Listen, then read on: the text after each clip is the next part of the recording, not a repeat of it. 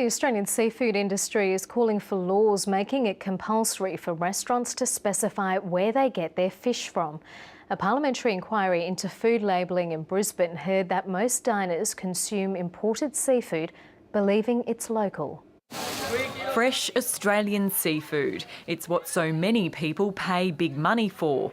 But are they really getting what they think they are when dining out?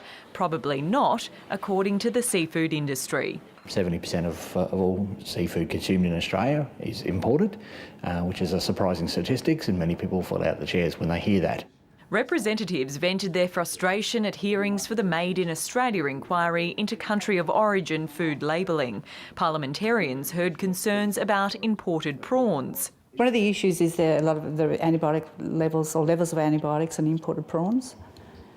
We don't test for that in Australia. We don't test the levels of antibiotics. Retailers of uncooked seafood are required by law to show where the product comes from, but that's not the case for restaurants and takeaway outlets, except in the Northern Territory where laws were introduced 5 years ago. The industry wants it extended nationwide, forcing full disclosure on menus.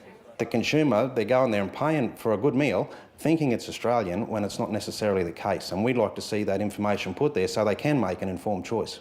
The restaurant industry strongly opposes such moves and says it would be far too costly at a time when the industry is struggling.